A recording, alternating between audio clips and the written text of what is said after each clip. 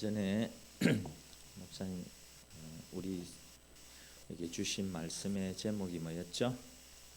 실패한 자리에서 시작된 승리라는 제목이었습니다.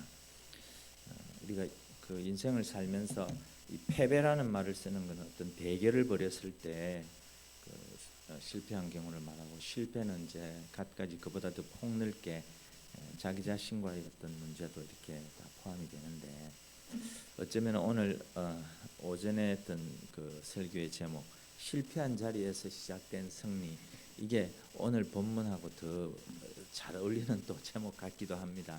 그래서 오늘 실패한 자리에서 시작된 승리 2라고 해도 과언이 아닐 것 같습니다. 예. 공교롭게 우리 오전 예배하고 오후 예배하고 어떤 주제가 이렇게 통하는 것 같습니다. 그 미국에서 가장 유명한 저술가요 강연자로서 많은 사람에게 존경을 받았던 그 사람이 있습니다. 바로 이제 우리 기독교계에서도 굉장히 귀한 분인데요, 고든 맥도날드 목사님이십니다. 헌신적인 남편이었고 또 자녀들에게도 참 훌륭한 아버지셨습니다. 그래서 이상적인 결혼 생활을 했던 목사님이었는데, 복음 사역에서도 굉장히 행동파로서 많은 그리스도인들에게 존경을 받을 만큼 그런 귀한 삶을 살았던 분입니다. 근데 이제 이분이 이제 사역을 하는 가운데 큰 실수를 범하고 말았습니다. 바로 그 칠계를 범하게 되는 부분이 있었는데요. 자신이 그 무슨 일을 했는지를 깨달았을 때는 이미 모든 것을 잃어버린 뒤였습니다. 그래서 사람들에게 불려다니고 칭송을 듣고 하는 동안에 이제 자기 내면 세계는 깨지고 또 마음은 어느새 메말라 버리고 이런 것을 발견하게 됐다고 이제 나중에 이 책에서 이렇게 고백을 하고 있는데요. 마치 이제 사기로 만든 그 꽃병이 단단한 바닥에 탁 떨어져 깨져서는 회복되지 못하는 것과 같은 그런 절망적인 상황에 이분이 처하게 되었습니다. 이분이 고백하기를 그때 그의 머리를 스쳐가는 두 개의 장면이 있었다고 합니다. 하나는 여러분들도 아마 보신 분들도 있을 것입니다. 불의 전차라고 하는 그 영화가 있었죠. 그 한 장면인데, 이것은 1920년대에 주인공이 에릭 리들이라고 하는 사람인데, 이제 실제 그 이분의 얘기를 실제로 이제 영화화한 것이었는데요. 에릭 리들이 여러 선수들과 함께 이제 열심히 달려갑니다. 근데 선두를 차지하기 위해서 달려나가는 순간에 트랙 안쪽에 이제 잔디밭에 자기가 나가 떨어집니다. 그래서 영화는 멀어져 있는 선수들을 이렇게 바라보면서 에릭 리들이 실망하고 좌절한 표정을 이렇게 그 카메라가 클로즈업을 하게 됩니다. 그렇지만 그는 이제 다시 일어나서 달렸고 결국은 기적적으로 우승을 하게 되었지요. 실제로 있었던 일입니다. 그리고 또 한 장면은 로스앤젤레스 그 올림픽 여자 육상 경기였습니다. 이때 경주자들과 함께 이제 1000m 달리기였는데, 전략상 중요한 지점에서 이제 이 달리기 선수 치고 나가지 않습니까? 어떤 경기든지 그렇게 됐는데, 박차고 나간 순간에 한 선수가 역시 트랙 안쪽으로 나가 떨어지게 됩니다. 그래서 카메라가 이 사람의 얼굴을 쫙 비추면서 그 얼굴에 이제 고통과 실망, 낙심 이게 착 지나가는데 그대로 탁 주저앉아 버리게 됩니다. 자, 이 두 장면에서 목사님은 자기 자신을 생각했다고 합니다. 우리는 요즘 우리도 이 인생이라고 하는 트랙을 우리가 저나 여러분이나 다 같이 달려가고 있지 않습니까? 이럴 때 우리가 어떤 지점에서 이게 나가 떨어져서 다시 일어나지 못하고 중도에 포기해버리는 그런 사람들을 우리가 참 우리 현실에서도 참 많이 보게 됩니다. 우리가 먹고 살기 힘들어서 하루하루 참 한숨 쉬면서 마지못해서 살아가는 삶을 산다고 하는 사람들이 많은데, 그러면서 이제 그 위기에 놓였을 때 포기해버리고 당장에 그 트랙에 주저앉아 버리고 싶은 사람들의 마음을 이렇게 참 대변하고 있는 그런 모습인 것 같습니다. 그래서 이 고든 맥도날드 목사님이 떠올렸던 이 두 사람과 같이 트랙 안쪽으로 튕겨져 나가서 내가 다시 일어설 것인가 아니면 이대로 포기하고 주저앉을 것인가를 고민하고 있는 그런 분들이 혹시 이 자리에도 있습니까? 만약 그렇다면 오늘 본문에 나오는 이 여호수아를 한번 주목해서 우리가 봐야 할 것입니다. 우리가 아는 대로 이 여호수아는 불가능한 일을 해냈던 사람이었습니다. 아무도 물론 하나님의 도우심이었지만 아무도 기대하지도 못하고 상상할 수도 없었던 그런 전무후무한 승리를 이끌어냈던 사람이 이 여호수아였습니다. 그래서 우리 보통 여호수아를 이끌어 승리, 여호수아 장군 이런 표현도 씁니다. 그래서 여리고를 바로 무너뜨렸던 그 철옹성 같은 여리고를 난공불락의 성이라고 우리 흔히 말하는 그 성을 무너뜨렸던 장본인이었습니다. 그러나 오늘 본문에서는 지금 승리의 환호성 대신에 울고 있는 모습이 나옵니다. 절망하고 있는 모습이 나옵니다. 그래서 여리고보다도 훨씬 작은 약한 이 아이성을 점령하는 가운데 오히려 패배를 맛보고 다시는 일어서지 못할 것 같은 그런 정도로 백성들의 사기는 꺾였고 그 길에서 좌절하고 울고 있는 모습을 우리는 오늘 읽은 본문에서 보게 됩니다. 자, 이스라엘 백성들은 승리하면서 계속 앞으로 나아가야만 하는데 이제 돌아갈 곳이 없습니다. 아는 대로 그죠? 그래서 승리 외에는 길이 없는데 이제 그 길에서 맛본 이 패배였기 때문에 아주 절망과도 같은 것이었습니다. 그래서 차라리 우리가 쓰러져서 이렇게 가만히 누워 있을 수만 있다면 얼마나 그것도 다행이겠습니까? 그런데 그렇게 할 수 없습니다. 왜냐하면 자기를 바라보고 있는 눈들이 많기 때문입니다. 기대고 있는 사람이 많기 때문입니다. 그래서 여러분들의 삶과 저의 정황은 어떻습니까? 그렇지 않습니까? 힘들고 어려운 고난 또 고통의 길이에 참 우리가 내 한 몸이라면 어디론가 훌쩍 떠나버릴 수도 있고 그죠? 흔히 말하는 사정들이 다 다르겠지만 요즘 흔히 말하는 나는 자연인이다처럼 그냥 산에 깊이 들어가서 혼자 그냥 오두막 짓고 그냥 그렇게 그냥 자연 따라 살다가 나는 간다 이렇게 할 수도 있습니다. 그죠? 그런데 자기를 바라보고 있는 참 기대하는 그 식구들이 딸려 있고 또 자기가 사회생활을 하면서 얽혀 있는 그 여러 가지 복잡한 관계들에서 그걸 또 다 처리하고 해결해야만 되는 부분들이 있다 보니까 참 가만히 누워있지도 쓰러져서 누워있지도 못합니다. 어쨌든 일어나서 이리 가든 저리 가든 달려가야 하는 것이 또 우리의 현실입니다. 그죠? 그렇죠. 우리 사랑하는 성도 여러분, 여호수아는 오늘 이 실패 속에서 좌절하고 낭망하고 포기하지 않았습니다. 얼마 지나지 않아 여호수아는 이 실패를 극복을 하게 되지요. 그래서 우리가 오늘 본문에 읽은 대로 아이성을 다시 점령하고 그 승리를 통해서 이제 새로운 미래를 열어가는 것을 이렇게 쭉 여호수아 7장에서 이렇게 보게 됩니다. 그래서 우리가 그러면 어떻게 우리가 실패했을 때, 패배했을 때, 혹은 우리가 실패했을 때 그것을 극복하고 승리의 영광을 다시 맛볼 수가 있을까 하는 것입니다. 그것은 첫째로 우리가 우리 자신의 실패를 무엇보다도 하나님 앞에 가지고 나아가야 한다는 사실입니다. 우리 7장 7절에 보면은 이런 아주 극적인 표현이 나옵니다. 이르되 슬프도소이다. 슬프도소이다 이런 표현을 합니다. 그러면서 슬프도소이다. 주 여호와여 어찌하여 이 백성을 인도하여 요단을 건너게 하시고 우리를 아모리 사람의 손에 넘겨 멸망시키려 하셨나이까. 우리가 요단 저쪽을 만족하게 여겨 거주하였다면 좋을 뻔하였나이다. 이렇게 고백하면서 이 슬프도소이다라는 단어를 씁니다. 이 표현을 씁니다. 이 말은 아주 절망적인 탄식을 쏟아낼 때 쓰는 표현이지요. 성경에도 보면 이 표현을 쓴 곳이 나오는데 여러분들도 아는 사건입니다. 아람 군대가 이제 이 엘리사 선지자를 잡기 위해서 이제 도단성을 쫙 둘러쌌습니다. 그랬을 때 엘리사의 종이었던 게하시가 아침에 일찍 일어나서 보니까 도무지 해결될 것 같지가 않습니다. 그래서 이때 절망과 두려움으로 엘리사에게 와서 이제 보고하면서 고백하면서 한 말이 슬프도소이다라고 내뱉은 탄식의 표현이었거든요. 그러니까 바로 이런 탄식의 말입니다. 이거는 우리가 살면서 우리도 저와 여러분도 이런 탄식을 한다면 하물며 한 이스라엘 민족을 이끌고 가면서 참 승리해야만 하는 이 여호수아의 입장은 어땠겠냐 하는 것을 우리가 참 이렇게 짐작이나 하겠습니까? 이 사람은 지도자입니다.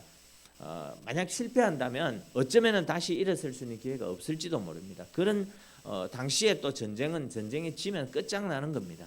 자, 뒤로 물러설 상황도 아니고요. 그래서 이때 당시는 충분히 이 정도면 이길 수 있을 거야라고 생각하고 싸운 겁니다. 근데 완전히 대패한 것입니다. 그래서 힘든 상황입니다. 그래서 슬프도소이라는 고백이 나온 것이지요. 그래서 이 여호수아의 고백을 보면서 백성들의 그 5절 하반절에 보니까 백성들의 마음이 녹아서 물같이 되었다라고 하는 아주 이런 표현을 쓰는 것을 볼 수가 있습니다.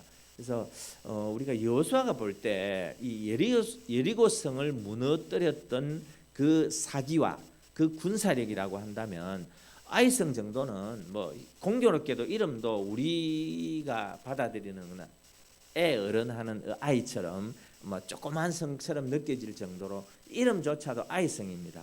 그래서 이쯤은 간단하게 참 이렇게 해치울 수 있을 거라고 생각했는데 더구나 정탐까지 했고 그런데 충분히 이길 수 있는 싸움이라고 생각했는데 패배하고 말았다는 것입니다.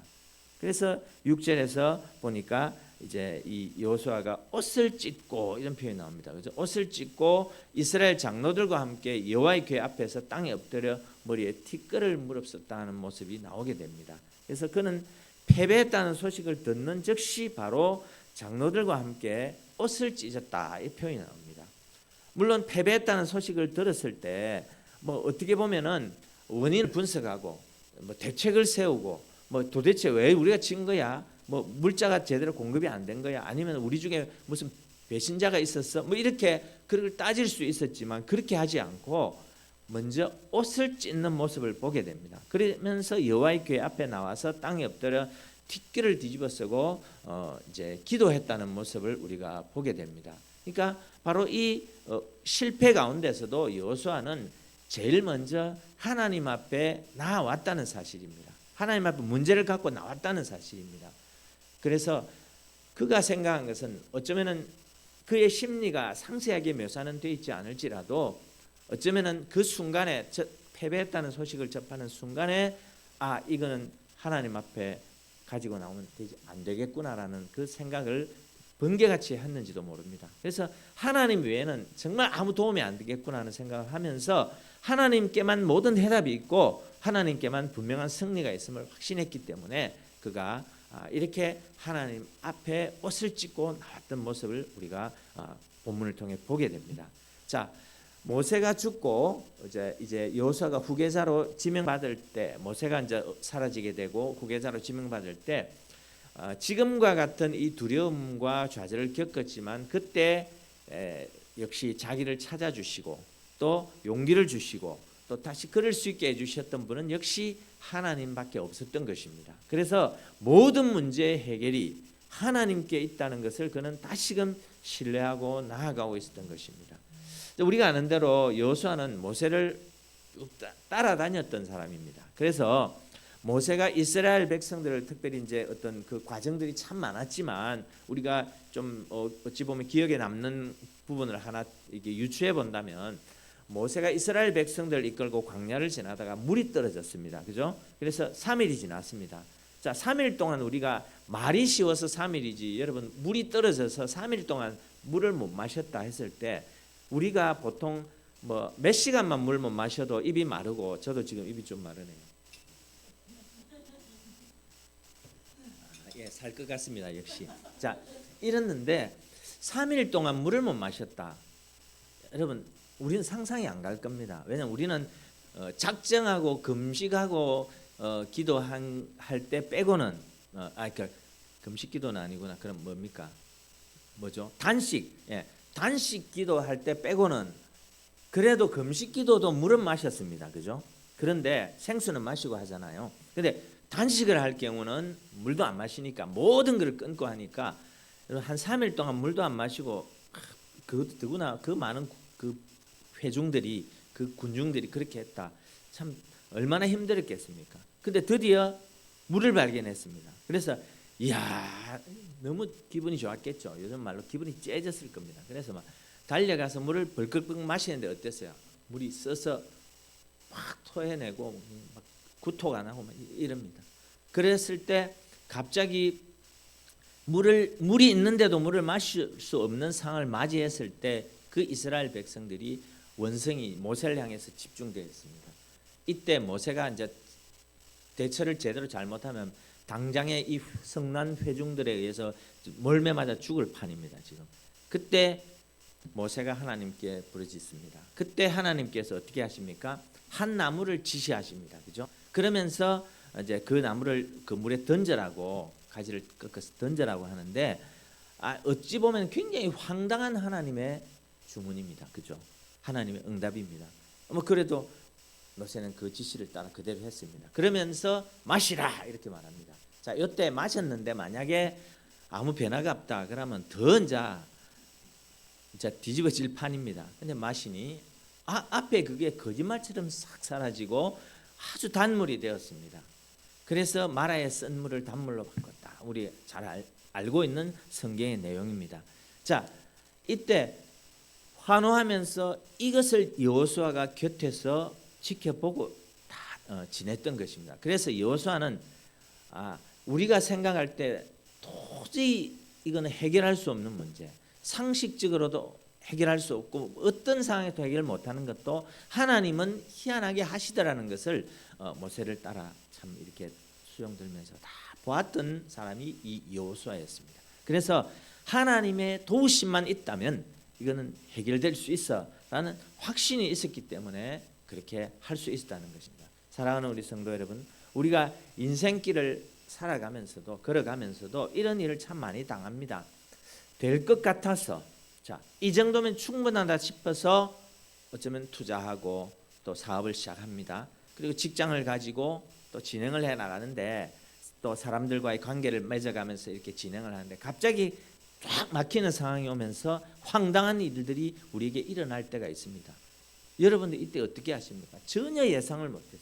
정말 계산대로라면 정말 합리적으로 딱 이렇게 했을 때는 이렇게 하면 이거는 성공할 수밖에 없어라고 하는데 기가 막히게 희한하게 이건 설명할 수 없는 어떤 걸로 실패를 경험할 때가 우리가 있지 않습니까? 그럴 때 우리는 어떻게 해야 할까요? 어쩌겠습니까? 우리는 우리 힘으로 할 수 없는데 결국은 맞아요. 바로 기도해야 돼요. 하나님 앞에 나와야 됩니다.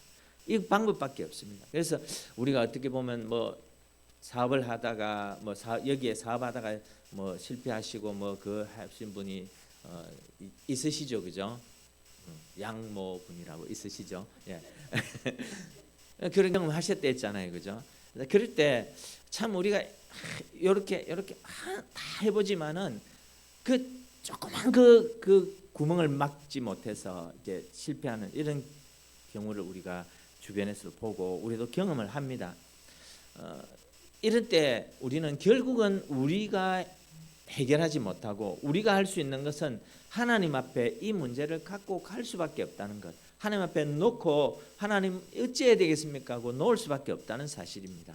그래서 오늘 이 본문을 통해서 우리는 특별히 이제 군인들은 이제 싸움을 전투를 하고 이럴 때 전략을 잘 짜야 되고 실패했을 때는 전략을 분석하고 막 이런 부분들을 많이 하게 되는데 그렇게 하기보다는 하나님 앞에 나와서 이 문제를 해결해 달라고 이제 놓는 그 자세, 그 기초의 자세가 우리에게 중요하다는 사실입니다. 그래서 저와 여러분들도 사회생활 하면서 이 생활을 우리의 가정을 이끌어가고 이런 생활을 하면서 어떤 문제에 맞닥뜨릴 때마다 지극히 작은 문제라 할지라도 그것을 먼저 왜 이래 됐을까 하고 하나님 이거 어찌 된 것입니까? 하나님 왜 이래 됐을까요? 뭐가 문제일까요? 하고 하나님 앞에 먼저 이 문제를 갖고 나오는 훈련을 또 어떤 자세를 우리가 먼저 가질 수 있는 그런 저와 여러분이 될 수 있기를 바랍니다. 예, 그 미국에 그렇게 할 때 이제 하나님께서 때로는 우리 삶에 기적이라고밖에는 설명할 수 없는 일들을 많이 보여주시는데 그 한 예를 제가 이제 소개를 하려고 합니다. 미국 청년들과 청소년들을 위해서 애쓰신 그 미국을 새롭게 한다 이런 슬로건을 내걸고 복음 사역을 하시던 분 중에 김충근 박사님이라고 계십니다. 이분이 좀 오래전의 얘기입니다만은 1976년도에 악성 간경화 진단을 받게 됩니다. 이분은 이제 처음에 단돈 200불 당시에 200불을 갖고 미국으로 건너가서 하루 3시간을 자면서 뭐 시체 닦는 일도 하고 뭐 여러 가지 온갖 일들을 하면서 어렵게 이렇게 일하면서 공부를 했다고 합니다. 그래서 동양인 1세로서는 누구도 하지 못했던 미국 정치학을 공부하고요.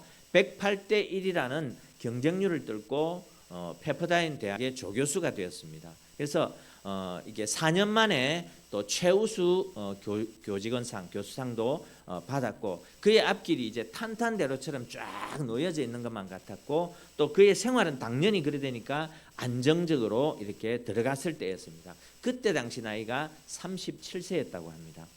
그때는 자기에게 8살 난 딸이 있었고 2살 난 아들도 있었습니다. 근데 그가 무서운 질병 선언을 받게 됩니다. 절망할 수밖에 없죠. 간경화로 이제 악성 간경화증을 받게 됩니다. 그래서 의사가 진단하기를 당신이 이제 1년밖에 못 산다. 그렇게 말을 합니다. 점점 참 배가 불러오면서 호흡도 가빠오고요. 그래서 그때 하나님 앞에 절규했던 게 뭐냐면 영어로 why였습니다. why. 왜냐는 거죠. 왜?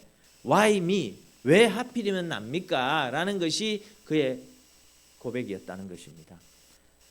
그래서 수술도 못할 것이라고 하니까 이제 모든 걸 포기해야 죽는 길밖에 없다는 것이죠. 근데 자기가 아내와 함께 이제 LA에서 한 2시간 근교에 있는 그 빅베어 마운틴이라고 있는데 거기에 갔습니다. 그래서 온몸이 아프고 힘이 없는데 배가 불러서 숨도 쉬기 힘들고 이렇지만 아내를 이제 내려가게 하고 산에 혼자 머물면서 하나님 앞에 호소합니다. 그래서 갑자기 그의 마음속에 시편 118편 5절 말씀을 읽고 싶은 마음이 생기더랍니다. 그러면서 그 내가 고통 중에 여호와께 부르짖었더니 그 구절이 딱 눈에 들어오면서 그 말씀이 떠올랐다는 것입니다. 그러면서 밤바람은 차고 참 아프니까 얼마나 외롭겠습니까? 우리가 특별히 아플 때 많이 외롭잖아요.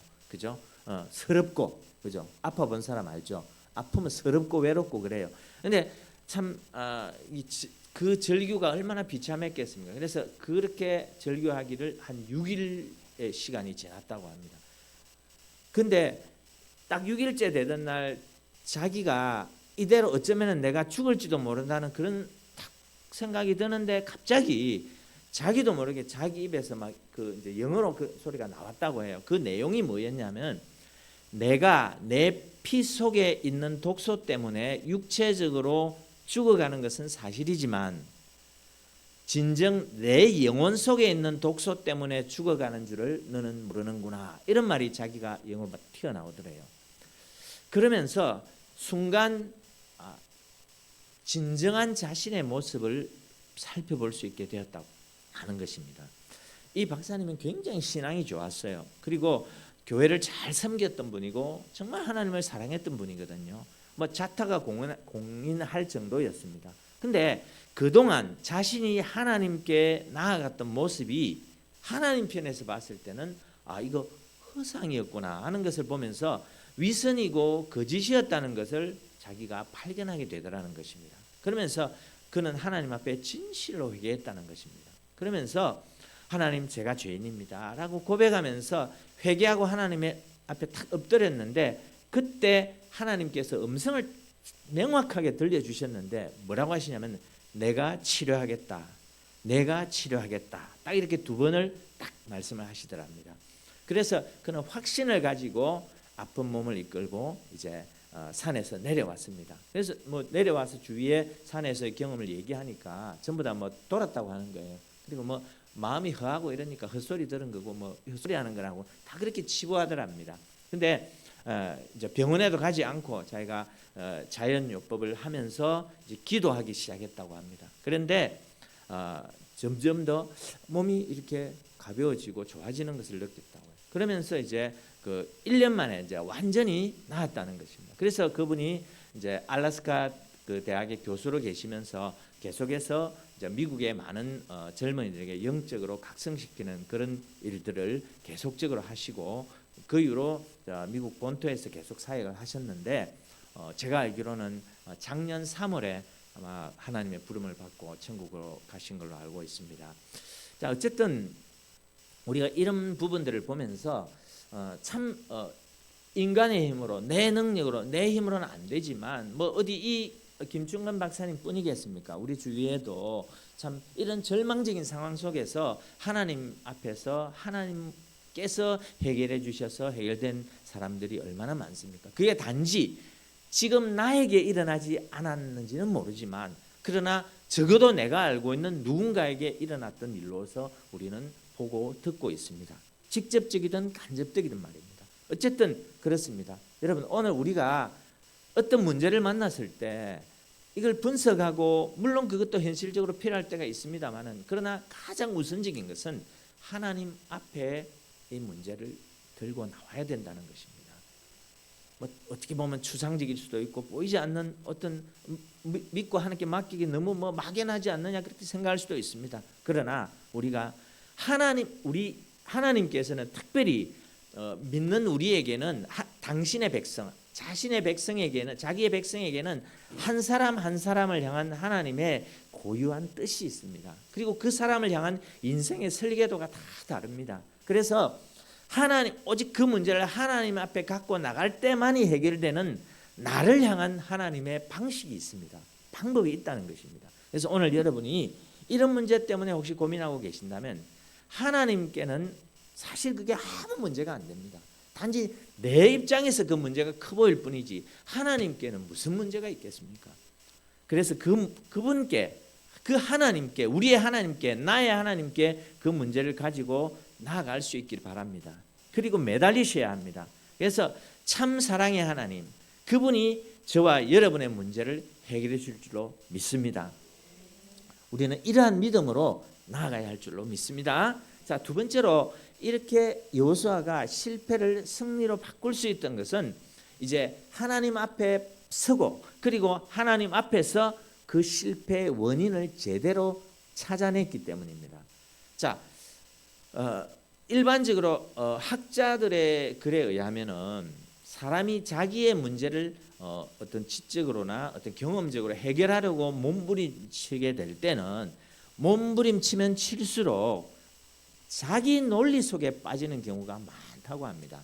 그러니까 분명히 그 사람 입장에서는 깊이 생각하고 계산하고 또 많은 뭐 어떤 지적인 정보들을 가지고 분석을 하는 것 같은데 사람에게는 자기 논리에 빠지는 이런 습성이 있대요.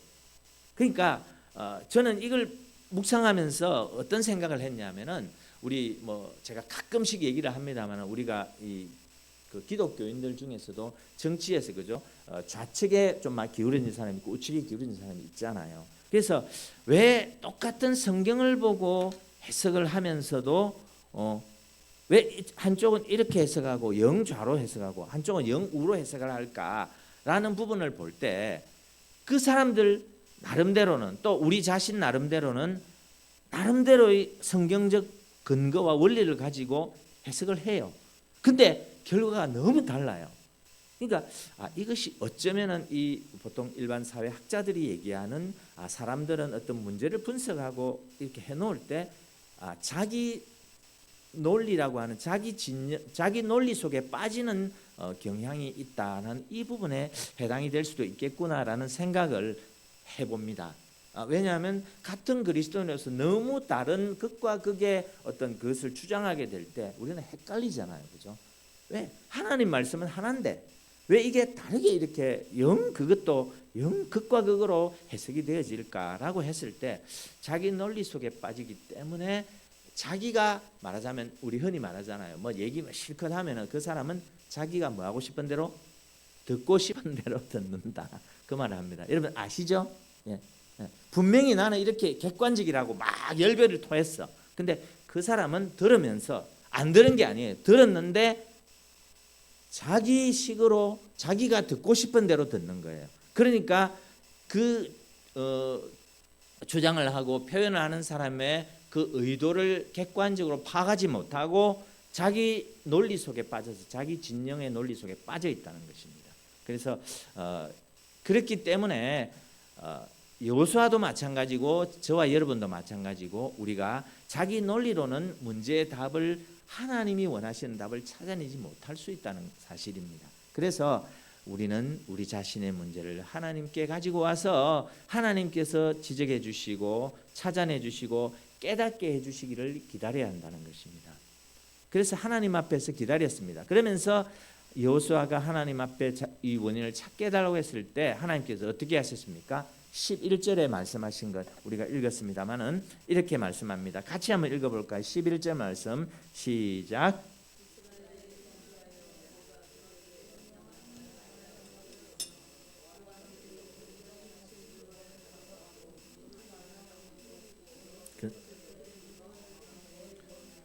아멘.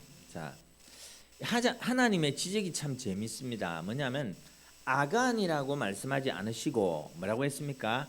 아간 한 사람이 죄를 짓는데 하나님께서는 이스라엘이 죄를 범했다 이렇게 표현하고 있는 것을 보게 됩니다. 그러니까 공동체의 책임을 물으셨다는 것입니다. 그 말은 여호수아에게도 책임을 묻는 겁니다. 그죠? 그렇죠? 예. 그래서 그러면서 하나님께서 뭐라고 말씀하셨냐면은 너희는 여기 보면 나와의 11절에 그 두 번째 줄에 뭐라 했습니까? 언약을 어겼다. 그러니까 이스라엘이 범죄했다. 즉 이스라엘 범죄를 첫째 얘기하셨고 두 번째는 나의 언약을 어겼으므로 내하고 약속한 걸 어겼다. 이렇게 말씀을 하시는 것입니다. 그래서 공동체 책임을 물은 것은 이 공동체도 그 문제를 해결할 수 있는 여지가 있다는 것입니다. 주님께서는 나의 언약을 어겼다. 표면적으로 볼 때는 아간이 도둑질한 게 맞아요. 그냥 표면적으로만 봤을 때 단순히 보면 그죠? 근데 하나님께서는 그런 표면적인 걸 문제 삼았다기보다는 영적으로 더 나아가서 그거는 하나의 현상이고 뭐냐? 하나님과의 관계에 문제가 있었기 때문에 그런 일을 저질렀다는 것이잖아요. 그죠? 그러니까 나와의 언약을 어겼다 이렇게 말씀하는 것을 보게 됩니다. 그래서 이 여호수아가 실패한 이유 중에 하나가 더 우리가 꼼꼼하게 이렇게 살펴보면은 정탐꾼의 보고를 받으면서 자만했던 부분도 있다는 것을 발견하게 됩니다. 왜냐하면 여리고에 비하면은 이게 아무것도 아니거든요. 그러니까 한 3,000명만 올라가도 되겠다 했을 때 그 정도는 충분히 이기겠네라고 하면서 그걸 자신 있게 여기면서 여리고를 무너뜨렸던 것에 비하면은 3,000명 정도의 군사력으로도 얼마든지 아이성은 이길 수 있을 거야라고 생각했다는 것입니다. 그래서 한마디로 이제 교만했다는 것입니다. 자기 판단이 앞섰다는 것이죠. 그래서 하나님의 뜻도 묻지 않고 잘 나가니까 자기 생각대로 했다는 거예요. 그래서 우리가 이런 그 영역들을 보면서 뭐냐면은 우리가 잘 될 때, 잘 길이 열릴 때 더 조심해야 된다는 사실을 발견하게 됩니다. 그렇잖아요, 여러분, 그렇죠? 왜냐 앞에도 우리가 하나님께서 함께 여리고 이길 때 하나님이 함께 하셔서 이겼잖아요. 그러니까 이번에도 하나님이 함께 하시니까 당연히 이길 거야 이렇게 생각하면 안 된다는 것입니다. 그래서 하나님께 묻고 하나님 어찌할까요? 하나님 이렇게 3,000명쯤 올라가면 되겠다 했을 때 생각이 들었 하나님 3,000명쯤 가서 이렇게 싸우면 될 것 같습니까? 이렇게 물어야 되는데 안 물었고 그럼 되겠다 하고 그냥 자기가 판단하고 그냥 결제를 자기가 도장 찍어버렸다는 사실입니다. 이게 문제죠. 그래서 또 이 내용을 쭉 보면 그 아이성 전투하는 날 아침에 일찍 일어났다든지 아침에 기도했다든지 이런 내용이 없어요. 그런 걸 볼 때 자신들의 힘으로 요것쯤이야 그냥 가볍게 이기겠다 이렇게 자만심, 교만에 빠져 있었다는 것을 보게 됩니다. 사랑하는 우리 성도 여러분, 사람들은 자기 스스로 해결할 수 없는 인생의 문제점에 도달했을 때는 어떻게 합니까? 간절히 기도하거든요. 왜? 내 힘으로 안 되는 줄 아니까. 근데 내 힘을 할 수 없습니다. 날 구원해 주시기 매달립니다. 근데 해결되고 나서 시간이 지나면은 어떻게 생각하냐면 그걸 하나님이 하셨다라고 말은 그래 하는지 몰라도 내가 이래 했으니까 이렇게 처리해냈지 이렇게 자신에게 몇 개 점수를 주게 됩니다. 교만해지고 그렇게 됩니다. 그래서 돈을 많이 벌게 되고 높은 자리에 올라가게 되고 권력을 좀 이렇게 발휘할 수 있는 위치에 올라가게 되면 그렇게 교만해지는 경우가 많다고 하는 사실입니다. 그래서 오늘 본문의 여호수아도 바로 그런 상황을 맞닥뜨린 것입니다. 그러니까 여리고성을 내가 무너뜨렸으니까 이 백성들과 함께 이 성점은 가볍게 무너뜨릴 거야 라고 하는 것이 그의 생각이었다는 것입니다. 그래서 우리에게 적용해 보면 어떻습니까? 어제의 축복으로 인해서 오늘 자만심에 빠져서 우리가 하나님을 바라보지 못했다면 그것은 내 삶의 최선이 아니라는 것입니다. 어제의 승리와 번영이 오늘 어쩌면 저주가 될 수 있다는 사실도 우리는 동시에 기억해야 됩니다. 그래서 여호수아 7장 1절에 보면 1절은 우리가 안 읽었습니다. 1절에 보면 여호와께서 이스라엘 백성들에 대하여 진노하실 때 이렇게 했습니다. 그러니까 하나님의 종인 여호수아가 이 분별하지 못했다는 것입니다. 왜냐하면 승리에 취해 있을 때는 영적으로 둔해져서 하나님의 음성을 못 들었다는 거예요. 그래서 자기 욕망과 환경에 따라서 행동을 했다는 것입니다. 뭐 예를 들어 볼까요? 성경에 보면 발람이라는 선지자가 나옵니다. 이 발람이라는 선지자도 이스라엘 백성을 해서 저주하기만 하면은 막 재물을 자기가 받게 되고 부를 얻게 되니까 정신없이 갑니다. 근데 자기가 탄 나귀가 앞으로 나가지 않습니다. 그러니까 막 나귀를 발로 차면서 빨리 가자 하면서 이렇게 발로 찬 거예요. 그러니까 나귀가 뭐라고 하니까 갑자기 말을 하는 거예요. 나귀가 이게 아니고 저기 하나님의 천사가 칼 들고 서 있는 것이 안 보입니까? 이렇게 나귀가 말을 하니까 그러면은 정신이 번쩍 때려야 될 거 아니에요. 우리 같으면 이 나귀가 말을 무슨 일이고 이래야 되는데 나귀하고 말씨름을 합니다. 뭐라고 이러면 싸움을 여러분 참 그러니까 이 영적으로 둔해지니까 그게 안 보이는 거예요.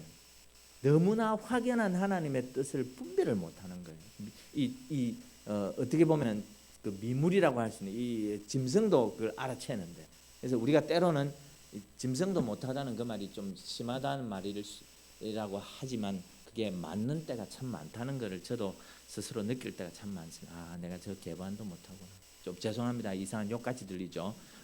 내가 저 애완견보다 못하고는 좀 고상하게 표현하는 그럴 때가 있습니다. 여러분 사랑하는 성도 여러분, 이전에 하나님께서 우리에게 모든 것을 인도해 주시고 승리하게 하셨는데 마치 그것이 내 스스로의 노력처럼 내가 좀 잘나서 내가 잘 대처를 해서 한 것처럼 생각하고 이어서 또다시 실패를 경험하지는 않았습니까? 이제 다시 우리는 약속의 말씀에 의지해서 작은 일도 우리가 한 걸음씩 한 걸음씩 주님을 인정하면서 말씀 따라 나가면서 살아가야 할 줄로 믿습니다.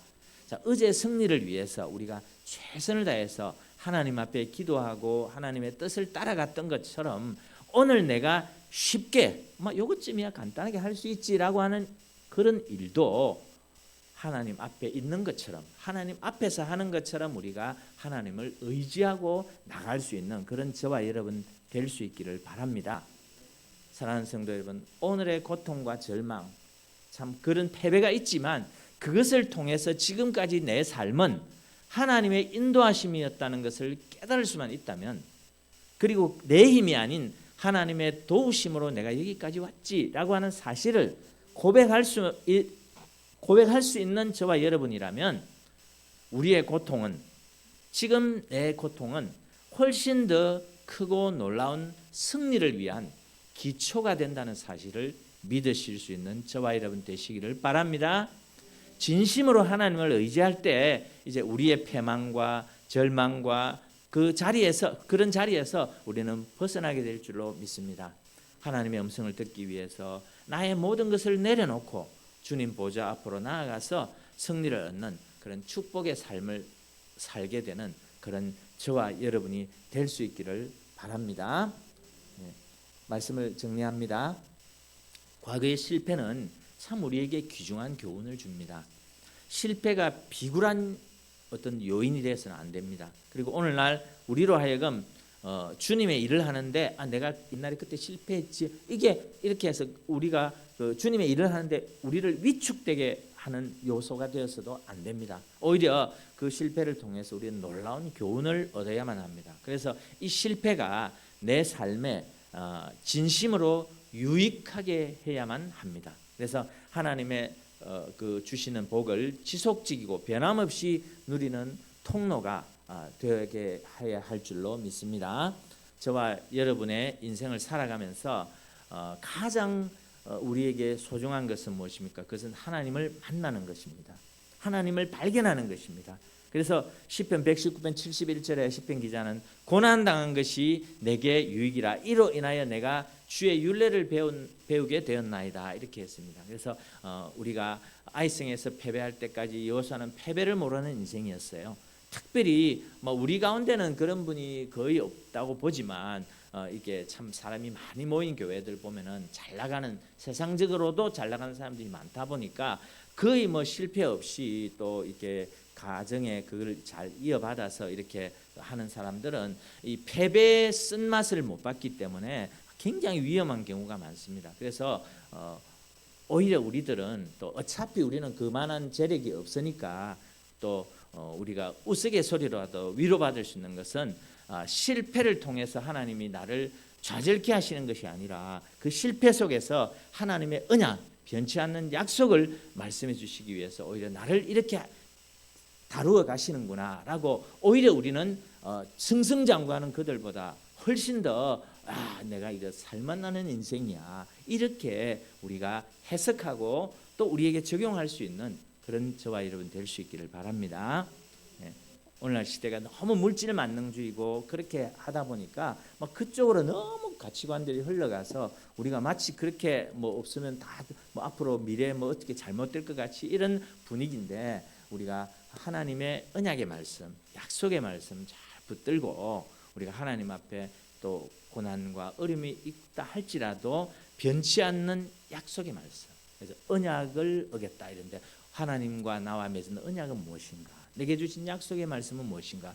그걸 늘 묵상하고 이렇게 되새기면서 하나님 앞에 오늘도 지극히 작은 것부터 또 큰 것, 또 보잘것없는 것에라도 우리가 늘 하나님 앞에서 또 생각하고 기도하고 또 어떤 하나님 앞에서 분석을 하더라도 할 수 있는 그런 저와 여러분 되셔서 오늘도 우리 자신을 지키시고 또 함께 하시는 그 하나님과 늘 동행하시는 그런 저와 여러분의 생애가 될 수 있기를 우리 주의 이름으로 축복합니다. 아멘. 네, 기도하겠습니다.